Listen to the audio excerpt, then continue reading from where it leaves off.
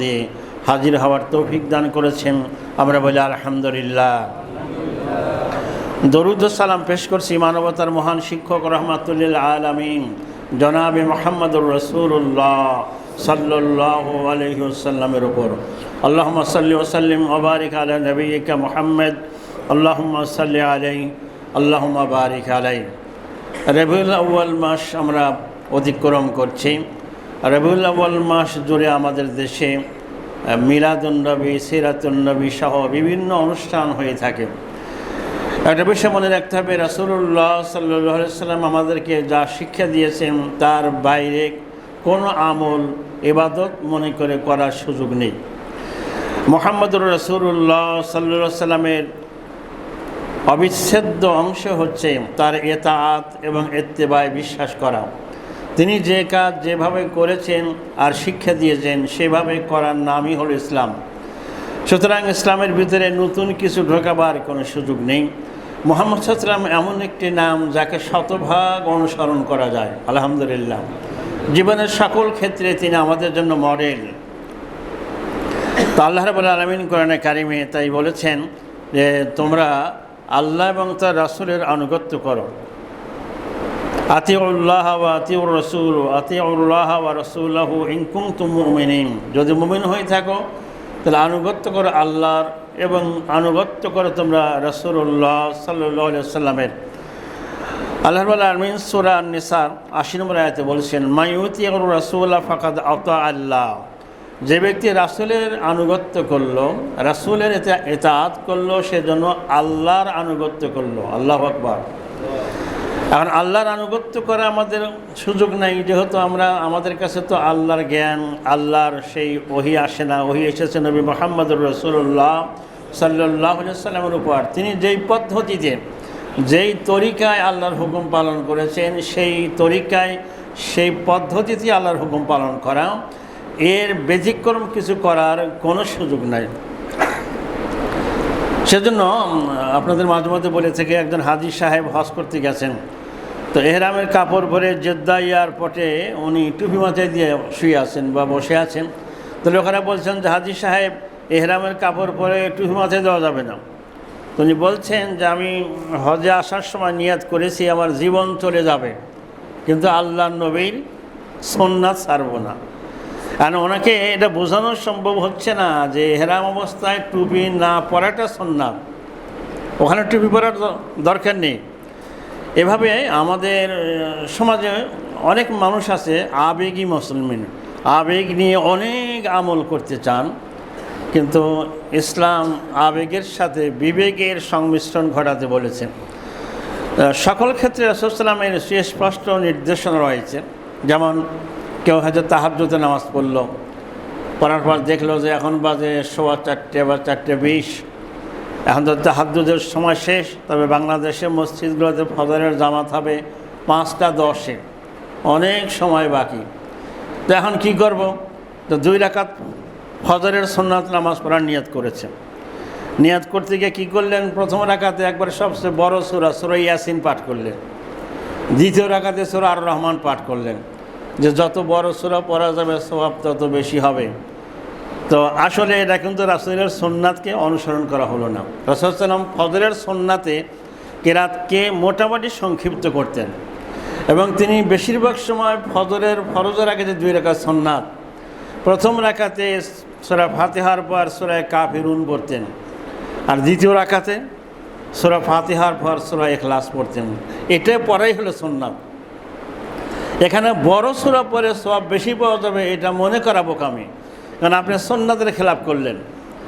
তো এভাবে আমাদের সমাজে অনেক আবেগী মুসলমান আবেগের চোটে অনেক বেশি কিছু করতে চায়। এ ব্যাপারে একটি হাদিস রয়েছে, সহিহ বুখারীর হাদিস, খুব বিখ্যাত হাদিস। হযরত আনাস ইবনে মালিক রাদিয়াল্লাহু তাআলা আনহু বলছেন, সালাসাতু রাহাতিন ইলা বুয়ুতি আজওয়াজিন নবী সাল্লাল্লাহু আলাইহি ওয়াসাল্লাম। 3 ব্যক্তি আল্লাহ রাসূলের স্ত্রীগণের নিকট আসলেন, এসে আল্লাহ রাসূলের ইবাদত সম্পর্কে জিজ্ঞেস করলেন যে রাতের বেলায় রাসূলুল্লাহ সাল্লাল্লাহু আলাইহি ওয়াসাল্লাম কীরকম ইবাদত করে। তো ওনারা যখন তাদেরকে খবর দেওয়া হলো, ফালাম্মা উখবিরু কাআন্নাহুম তাকাল্লুহা, যখন রাসূলের ইবাদত সম্পর্কে অবহিত করা হলো তাই এটাকে খুব কম মনে করলো যে আল্লাহর নবী আল্লাহ রসুল তিনি এত কম ইবাদত করেন, তিনি আবার স্ত্রীর সাথে খেলা করেন, তিনি স্ত্রীর সাথে ঘুমান, তাদের সাথে হাসি তামাশা করেন, বলেন সুবহানাল্লাহ। অনেক মানুষ মনে করে যে নবী আবার স্ত্রীর সাথে কেন থাকবে, নবী এক বিছনায় তার বিবি আর এক বিছনায় থাকবে। এখন বিবির সাথে যে ঘুমানো ইবাদত, এটাই জাতিকে আপনি কিভাবে বোঝাবেন? বিবির সাথে গল্প করা, তার মুখে খাবার তুলে দেওয়া, তার সাথে খেলা করা। আম্মাজান আয়েশা রাদিয়াল্লাহু তাআলা আনহাকে নিয়ে রাসূল সাল্লাল্লাহু আলাইহি ওয়াসাল্লাম রাতের বেলায় দৌড় প্রতিযোগিতা করেছেন। এত ব্যস্ত নবী, তারপরেও তিনি পারিবারিক বন্ধন, পরিবারকে সময় দিয়েছেন। তো রাসূল সাল্লাল্লাহু আলাইহি ওয়াসাল্লামকে যেন খবর দেওয়া হলো সাহাবাদেরকে যে রাসূল সাল্লাল্লাহু আলাইহি ওয়াসাল্লাম রাতে এরকম আমল করেন। এটা শুনে তাদের কাছে মনে হলো যে আল্লাহ রসুলের আমল তো খুবই কম হয়ে গেল। হ্যাঁ, যে ফালাম্মা উখবিরু কান্নাহুম তাকাল্লুহা, তারা খুব কম মনে করলেন, কালিল মনে করলেন। ফাকালু ওয়া আইনা নাহনু মিনান নবী সাল্লাল্লাহু আলাইহি ওয়াসাল্লাম, যে নবী কোথায় আর আমরা কোথায়? নবী কম ইবাদত করলেও চলবে, যেহেতু আল্লাহ তার পূর্বের এবং পরের সব গুনাহ মাফ করে দিয়েছেন। আমরা তার সেই রকম না, তা আমরা একটু বেশি ইবাদত করব। এই তিনজন সাহাবীর একজন কি বলছেন? ক্বালা আহাদুহুম আম্মা আনা ফাইন্নী উসাল্লি লাইলা আবাদা। এই তিনজনের একজন বলছেন যে আজকে থেকে আমি সারা রাত ইবাদত করব। ফালাম আরকাদ, আমি রাত্রে ঘুমাবো না, সারা রাত যত নামাজ পড়া যায়। ওয়াকাল আখর, দ্বিতীয়জন বলতেছেন আনা আসুমুদ দাহরা ওয়ালা উফতির, আজকে থেকে আমি সিদ্ধান্ত নিলাম যে আমি সারা বছর রোজা রাখবো, আমি কশিনকালেও কখনো আমি ইফতার করব না, রোজা ভাঙবো না, শুধু যে কয়টা দিন রোজা রাখা হারাম ওই কয়দিন বাদে। ওয়াকাল আখর, তৃতীয়জন বলতেছেন আনা আতাজিলুন নিসা, আমি মহিলাদের সাথে, স্ত্রীর সাথে দূরে থাকবো। ফালাম আতাজাওয়াজু আবাদা, জীবনেও বিয়ে করবো না, বিয়ে করা ঝামেলার কাজ, স্ত্রীকে সময় দিতে হয়, এটা তো দুনিয়ার কাজ, দুনিয়ার ভোগ বিলাসের কাজ, সুতরাং আমি বিয়েই করবো না। এই তিনজন কথা বলছেন, এমন সময় তাদের মাঝে নবী মুহাম্মদুর রাসূলুল্লাহ সাল্লাল্লাহু আলাইহি ওয়াসাল্লাম হাজির হলেন। যিনি এসে বলছেন ফাকালা আনতুমুল লাযিনা কুলতুম কাযা ওয়া কাযা, তোমরা তিনজনকে এরকম কথা বলেছ, তুমি এরকম, তুমি এরকম, তুমি এরকম বলেছ। তারা বলছেন হ্যাঁ ইয়া রাসূলুল্লাহ, আমরা তো এরকম সিদ্ধান্ত নিয়েছি। তিনজন পরামর্শ করে রাসূল সাল্লাল্লাহু আলাইহি ওয়াসাল্লাম জবাবে বলছেন আমা ওয়াল্লাহি ইন্নী আকশাকুম আলা আল্লাহি ইন্নী আকশাকুমুল্লাহ ওয়া আতকাকুম লাহু, আমি তোমাদের সবার সবচেয়ে বেশি আল্লাহকে ভয় করি, আমি সবচেয়ে বেশি তাকওয়াবান। সুবহানাল্লাহ, সারা পৃথিবীর সকল মানুষ তোমাদের সকলের চেয়ে আমি সবচেয়ে বেশি আল্লাহকে ভয় করি, আমি বেশি তাকওয়াবান। তা সত্ত্বেও আমি কি করি? লাকিন্নী আসুমু ওয়া উফতির, কিন্তু আমি রোজা রাখি আবার রোজা ভাঙ্গি, আমি সব দিন রোজা রাখি না, মাঝে মধ্যে রাখি, মাঝে মধ্যে রাখি না। সপ্তাহে প্রতি সোমবার রাখি, বৃহস্পতিবার রাখি, চন্দ্র মাসের 13, 14, 15 রাখি, আশুরার রোজা রাখি, আরাফা দিবসের রোজা রাখি, শাওয়াল মাসের 6 রোজা রাখি, কিন্তু সারা বছর রোজা রাখি না। আমি মাঝে মধ্যে রোজা রাখি, মাঝে মধ্যে ইফতার করি। বা উসাল্লি ওয়া আরকুদ, আমি নামাজ পড়ি আবার রাত্রে ঘুমাই। আল্লাহ রাতকে ঘুমের জন্য দিয়েছেন, আমি সারা রাত জাগ্রত থেকে আমি নামাজ পড়ি না। ওয়া তাজাওয়াজুন নিসা, আর আমি বিবাহ করি, আমার স্ত্রী লোক আছে, আমার বিবি আছে একাধিক, আর এটাই আমার সুন্নাত। ফামার রাগিবা আন সুন্নতি ফালাইসা মিন্নি, যে ব্যক্তি আমার এই সুন্নাতকে অপছন্দ করবে সে আমার উম্মতের মধ্যে গণ্য নয়। নাউযুবিল্লাহি মিন যালিক। মানবতার নবী, মানবতার বন্ধু নবী মুহাম্মদুর রাসূলুল্লাহ সাল্লাল্লাহু আলাইহি ওয়াসাল্লাম মানুষ জাতিকে এটা শিক্ষা দিয়েছেন, মানুষ সন্ন্যাসী বৈরাগ্য হবে না, সংসার ত্যাগী হবে না, মানুষ হবে সমাজের সাথে, সমাজের প্রত্যেকটা সেক্টরে একজন মুমিন হবে, একজন সমাজকর্মী। একজন মুমিন তার একটা বিশাল পরিচয় রয়েছে, তিনি সমাজ থেকে, দুনিয়া থেকে আলাদা নয়, দিনকে কেন্দ্র করেই দুনিয়া। রব্বানা আতিনা ফিদ দুনিয়া হাসানা ওয়া ফিল আখিরাতি হাসানাতাও ওয়া কিনা আযাবান নার, দুনিয়ায় কল্যাণ চাইতে বলা হয়েছে। তো নবী মুহাম্মদুর রাসূলুল্লাহ সাল্লাল্লাহু আলাইহি ওয়াসাল্লাম তিনি এসেছিলেন, তিনি পৃথিবীতে এসে যখন নবী হলেন তার মূল টার্গেট ছিল একটা সামাজিক সাংস্কৃতিক আন্দোলন। তার আন্দোলন ছিল সাংস্কৃতিক আন্দোলন, বদলে দেওয়ার আন্দোলন। পৃথিবীর সবচেয়ে বড় বড় অসভ্য সমাজ ছিল, যেই সমাজটাকে ইতিহাস বলে আইয়ামে জাহেলিয়া, এইজ অব ইগনোরেন্স, অজ্ঞতা, মূর্খতা, অসভ্যতার যুগ। পৃথিবীর ইতিহাসের সবচেয়ে বড় বড় একটি অসভ্য জাতিকে নবী মুহাম্মদুর রাসূলুল্লাহ সাল্লাল্লাহু আলাইহি ওয়াসাল্লাম এমন শিক্ষা দিলেন, তার তালিম তারবিয়ত পেয়ে এই মানুষগুলো হয়ে গেল পৃথিবীর সর্বকালের সর্বযুগের সর্বশ্রেষ্ঠ মানুষ, আলহামদুলিল্লাহ। সুতরাং তিনি সমাজ বিপ্লব, সমাজের পরিবর্তন করার আন্দোলন, বদলে দেওয়ার আন্দোলন। কীরকম বদলে দিলেন? যেই নারী জাতিকে তদানীন্তন আরব সমাজের লোকেরা মানুষ মনে করতো না, সেই নারী জাতিকে পিতার চেয়েও 3 গুণ বেশি মর্যাদা দিলেন। বলুন সুবহানাল্লাহ। সমাজ এক এক করে পরিবর্তন করলেন।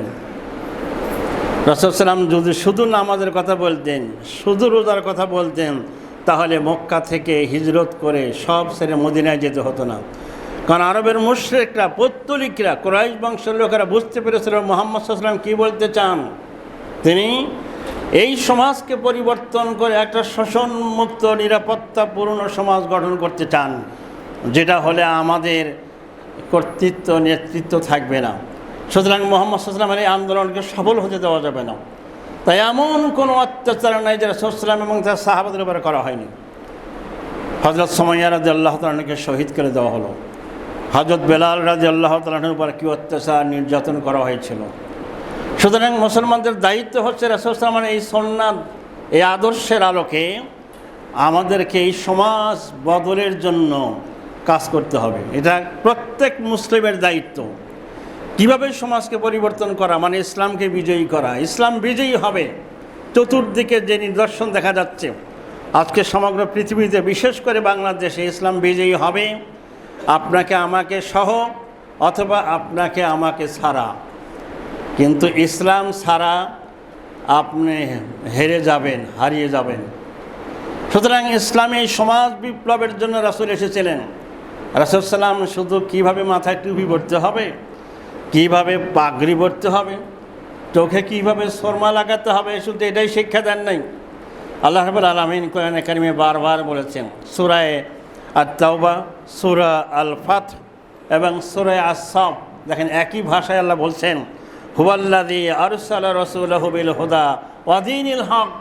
তিনি সেই মহান সত্তা আল্লাহ রাব্বুল আলামিন, তিনি তার স্বীয় রাসূল প্রেরণ করলেন পৃথিবীর বুকে, বেল হুদা, হিদায়াত সহকারে, ওয়া দীনিল হক, সত্য দিন সহকারে, লিইয়ুযহিরাহু আলাদ দীনি কুল্লি, যাতে মানব রচিত সকল মতবাদের উপরে, সকল দিনের উপরে ইসলামকে বিজয়ী করতে পারেন। রাসূল সাল্লামকে এই মহান দায়িত্ব দিলে পাঠিয়েছেন। তিনি সেই কাজটাই করেছিলেন। তিনি আগে জনগণ গঠন করবেন, তারপরে অটোমেটিক সমাজ হবে, এটা করেন নাই। তিনি যখন মদিনায় হিজরত করলেন, সেখানে যাওয়ার পরে কিন্তু অল্প কিছু লোক মুসলমান ছিল, বেশিরভাগ ছিলেন ইহুদি, খ্রিস্টান এবং পৌত্তলিক। কিন্তু মদিনাতুল মুনাওয়ারায় গিয়েই তিনি ইসলামী সমাজ, একটা ইসলামী প্রজাতন্ত্র গ্রহণ করলেন। এবং হিজরতের সময় তিনি একটা দোয়া করেছিলেন। কি দোয়া করেছিলেন? ওয়াজআলনা মিন লাদুনকা সুলতানান নাসীরা, যে হে আল্লাহ, তোমার পক্ষ থেকে রাষ্ট্রশক্তি দিয়ে আমাকে সাহায্য করো।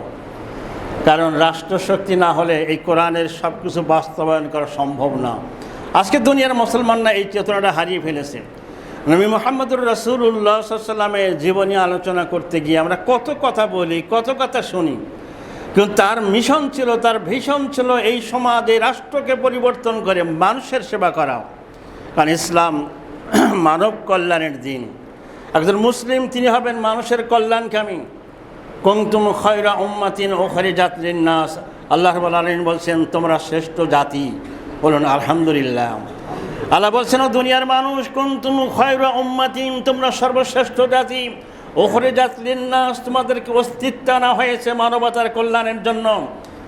তোমাদের কাজ মানুষের উপকার করা, মানুষের ভালো করা, মানুষের কল্যাণের জন্য হাসপাতাল করবে, মানুষ এখানে সেবা গ্রহণ করবে, মানুষের কল্যাণের জন্য, বিশেষ করে সমাজের অসহায় গরিব মানুষের জন্য কিছু করতে যাবে। যেখানে মানুষের কল্যাণ, একজন মুমিনের দায়িত্ব হচ্ছে মানব কল্যাণে কাজ করা। একজন মুমিন তিনি হবেন নিঃস্বার্থ সমাজকর্মী। একজন মুমিন কখনো অলস হবে না, কখনো অলসতা, কর্মবিমুখতা তাকে স্পর্শ করবে না। শুধু নিজের জন্য করবে না, জাতির জন্য, সমাজের জন্য, দেশের জন্য তারা ভূমিকা রাখবেন। সাহাবায়ে কেরাম রাদিয়াল্লাহু আলাইহিম আজমাইন তারা এই কাজটা করেছিলেন। সম্মানিত মসজিদের মুসল্লিন কেরাম, বলছিলাম নবী মুহাম্মদুর রাসূলুল্লাহ সাল্লাল্লাহু আলাইহি ওয়াসাল্লাম তাই বলেছেন যে আমি যে কাজ যেভাবে করেছি এইভাবেই করাটাই সুন্নাত। রাসূল সাল্লাল্লাহু আলাইহি ওয়াসাল্লামের সুন্নাতের আলোকে আমল যদি অল্পও হয়, আমালুন কালিলুন খায়রুম মিন আমালুন কালিলুন ফি সুন্নাতিন, সুন্নাতের পদ্ধতিতে অল্প আমল করলেও এরা খায়রুম মিন আমালিন কাসীরাতুন ফি বিদআহ, বিদআতের পন্থায় অনেক বেশি আমল করার চেয়ে উত্তম। সেজন্য আমল করতে হলে জানতে হবে নবী মুহাম্মদুর রাসূলুল্লাহ সাল্লাল্লাহু আলাইহি ওয়াসাল্লামের পদ্ধতিটা আছে কিনা, সেজন্য জানতে হবে। ইসলামকে বলা হয় সেজন্য নলেজ বেসড রিলিজিয়ন। ইসলাম না জেনে পালন করার সুযোগ নাই। পৃথিবীর অনেক ধর্ম আছে, যেই ধর্মের গ্রন্থে উল্লেখ আছে তোমরা ধর্ম পড়তে যেও না। ধর্ম পড়বে, জানবে শুধু ধর্মীয় নেতারা, পুরোহিতরা। খ্রিস্টান ধর্মের যারা পোপ, পাদ্রী, তাদের কাছে কিছু ডলার দিয়ে বলে যে ফাদার, জীবনে তো অনেক পাপ করেছি, এই যে আপনাকে ডলার দিলাম, এত $1000, তো আপনি আমার এই পাপ মোচন করার ব্যবস্থা করে দেন। বলেন নাউযুবিল্লাহ। আর ইসলাম বলেছেন তালাবুল ইলমি ফরিদাতুন আলা কুল্লি মুসলিম, প্রত্যেক মুসলিমের জন্য জ্ঞান অর্জন করা ফরজ। শরিয়াত মানতে হলে যতটুকু ইলম অর্জন করতে হবে অতটুকু জানতেই হবে আপনাকে। নামাজের ভিতরে আপনার কী কী পড়তে হবে এটা জানা আপনার জন্য ফরজ। আপনি যেই পেশা, যে চাকরি করেন, আপনার বেতন হালাল হওয়ার জন্য আপনার পেশাগত যোগ্যতা অর্জন করা এটা আপনার জন্য ফরজ। হ্যাঁ, বড় আলেম হওয়া, বড় ফকিহ হওয়া, মুহাদ্দিস হওয়া এটা সবার জন্য ফরজ নয়, এটা ফরজে কিফায়া। অনুরূপভাবে ডাক্তার হওয়াও ফরজে কিফায়া, ইঞ্জিনিয়ার হওয়াও ফরজে কিফায়া, রাষ্ট্রবিজ্ঞানী হওয়া ফরজে কিফায়া। ইমাম গাজালি রাহমাতুল্লাহ আলাইহি একটা বই লিখেছেন, নাম হচ্ছে ইহয়া উলুমুদ্দিন। উনি সেখানে উল্লেখ করেছেন যে এই সমাজ এবং রাষ্ট্রের জন্য যত জ্ঞান দরকার সব জ্ঞান অর্জন করবে জাতির একটা অংশ। যেহেতু আল্লাহ রাব্বুল আলামিন কোরআনে কারিমে শুধু নামাজের কথাই বলেননি, একদিকে যেমন ওযুর কথা বলেছেন, নামাজের কথা বলেছেন, আবার মহাকাশ বিজ্ঞানের কথা বলেছেন, সাগরের কথা বলেছেন, পাহাড় পর্বতের কথা বলেছেন। পাহাড় পর্বত আল্লাহর কত বড় কুদরতি নিদর্শন। এই যে বন্যা হয়ে গেল নেপালে, কি ভয়াবহ অবস্থা। আর পত্রিকা যারা ভালো করে পড়ে দেখবেন যে এইরকম তো হওয়ার কথা না। তার মানে কিসের জন্য? কারণ সেখানে আছে হিমালয় পর্বত সহ বড় বড় পাহাড়। এমন ভয়াবহ অবস্থা কখনো দেখা যায় নাই। এই মহাকাশ বিজ্ঞান থেকে শুরু করে সকল বিজ্ঞানের কথা কোরআনে কারিমে আল্লাহ বলেছেন। কোনো মানুষ, সকলকে এর বিষয়ে পারদর্শী অর্জন না করলেও কাউকে না কাউকে পড়তে হবে, জানতে হবে, জাতিকে সতর্ক করতে হবে। আর দিন যতই যাবে মানুষ অসুস্থ হবে, রোগ শোক হবে, সেজন্য ডাক্তার হওয়া, মানুষের চিকিৎসার জন্য, মানুষের চিকিৎসা সেবা দেওয়ার জন্য হাসপাতাল তৈরি করা, ক্লিনিক তৈরি করা, যা কিছু সম্ভব এটা করতে হবে। মানুষের সেবার দৃষ্টিভঙ্গি আমাদের থাকতে হবে। আজকে যেটা মুসলমানরা ভুলে গিয়েছে, 7 সাগর 13 নদী পাড়ি দিয়ে ইহুদি, খ্রিস্টান, মিশনারিগুলো আমাদের দেশে আসছে। বিশেষ করে আমাদের পার্বত্য অঞ্চলে তারা বিভিন্ন এনজিও গঠন করেছে, সেখানে তারা ধর্মান্তরিত করছে। আমরা মুসলমানরা খবরই রাখি না। মুসলমানদেরকে খ্রিস্টান বানাচ্ছে, যেখানে ইউরোপ, আমেরিকায় খ্রিস্টানরা মুসলমান হচ্ছে এবং বড় বড় শিক্ষিত বিজ্ঞানী তারা ইসলামী আদর্শে উদ্বুদ্ধ হয়ে ইসলাম গ্রহণ করছেন এবং বলছেন যে আমাদেরকে বলে যে you are Muslim by born আর we are Muslim by choice, যে আমরা ইসলামকে বুঝে ইসলামের আদর্শ উদ্বুদ্ধ হয়ে ইসলাম গ্রহণ করেছি। অনেক মুসলমানকে খ্রিস্টান বানানো হচ্ছে, আমরা মুসলমানের খবরই রাখি না। আমরা সারা জীবন ঝগড়া করলাম, মাথার টুপি গোল হবে না, পাঁচ করলে হবে না, লম্বা হবে। পাগড়ির কালার কি সবুজ হবে না কালো হবে না সাদা হবে? আস্তাগফিরুল্লাহ। যেখানে মুসলমানকে খ্রিস্টান বানানো হচ্ছে, অনেক মুসলমানকে আমরা ওখানে তালিম দেওয়ার সুযোগ নাই। আমাদের ইবনে সিনা ট্রাস্টের সাবেক চেয়ারম্যান মহোদয় শহীদ মীর কাসিম আলী রাহিমাহুল্লাহ, আল্লাহ তাকে জান্নাতের উঁচু মর্যাদা দান করুক, আমিন। তিনি ওই পার্বত্য অঞ্চলে ইসলামী শিক্ষার জন্য মাদ্রাসা, মক্তব, হাসপাতাল করেছিলেন। যেখানে যেখানে মানুষকে খ্রিস্টান বানাবার চেষ্টা করা হচ্ছে ওখানে আমরা বিকল্প প্রতিষ্ঠান তৈরি করব। ঢাকার মিরপুর 10 নম্বরে যেখানে আমাদের চেয়ারম্যান মহোদয় বর্তমান আবু নাসের মোহাম্মদ আব্দুল জাহের স্যার, ওনার বাড়ি, ওইখানে খ্রিস্টান, বিশাল খ্রিস্টান পাড়া আছে। তারা যখন খ্রিস্টান মিশনের তৎপরতা শুরু করলো তখন আমাদের এই মুরব্বীরা, বুদ্ধিজীবীরা ওখানে সমাজ কল্যাণ, মসজিদ করলেন, মাদ্রাসা করলেন এবং খ্রিস্টান মিশনের তৎপরতা বন্ধ হয়ে গেল। তাদের অনেক বাড়িঘর সেখানে আছে, অনেক প্রতিষ্ঠানও আছে। সুতরাং লাঠির জবাব লাঠি দিয়ে নয়, সেবা দিয়ে করতে হবে। মুসলমানদেরকে যেখানে সমস্যা মনে হয় সেখানে শিক্ষা প্রতিষ্ঠান গড়ে তোলা, বিশেষ করে মক্তব, মাদ্রাসা এবং যত মাদ্রাসা ঢাকা শহরে আছে, মসজিদ আছে, মসজিদগুলোতে মক্তব হওয়া উচিত। কারণ এই মক্তব উঠে যাওয়ার পরে বাচ্চারা ছোটোবেলায় কিন্ডারগার্টেনে যায়, দেখা যায় অনার্স মাস্টার্স করেছে, নামাজ পড়তে পারে না, সূরা ফাতিহা সহি করে পড়তে পারে না, তাশাহুদ জানে না, দরুদ পড়া জানে না। তাহলে আমাদের এই শিক্ষা দিতে হবে। রাসূলুল্লাহ সাল্লাল্লাহু আলাইহি ওয়াসাল্লাম তাই জাতিকে বলেছেন, উম্মতকে বলেছেন, তালাবুল ইলমি ফরিদাতুন আলা কুল্লি মুসলিম, প্রত্যেক মুসলিমের জন্য বিদ্যা অর্জন করা ফরজ। আমাদের সবার দায়িত্ব যে আমাদের এই প্রজন্ম, আমাদের শিশুরা যাতে ছোটোবেলা থেকে কোরআন শেখে, নামাজ শেখে। আল্লাহ রাব্বুল আলামিন নবী মুহাম্মদুর রাসূলুল্লাহ সাল্লাল্লাহু আলাইহি ওয়াসাল্লামের সুন্নাতের আলোকে, তার আদর্শের আলোকে আমাদের এই প্রজন্মকে, বিশেষ করে আমাদের শিশুদেরকে গড়ে তোলার তৌফিক দান করুক। আমিন। বারাকাল্লাহু লানা ওয়া লাকুম ফিল কুরআনিল আযীম ওয়া নাফা'নি ওয়া ইয়্যাকুম বিমা ফীহি মিনাল আয়াতি ওয়ায যিকরিল হাকীম। أقول قولي هذا أستغفر الله لي ولكم ولسائر المسلمين من كل ذنب فاستغفروه وتوبوا إليه إنه هو الغفور الرحيم.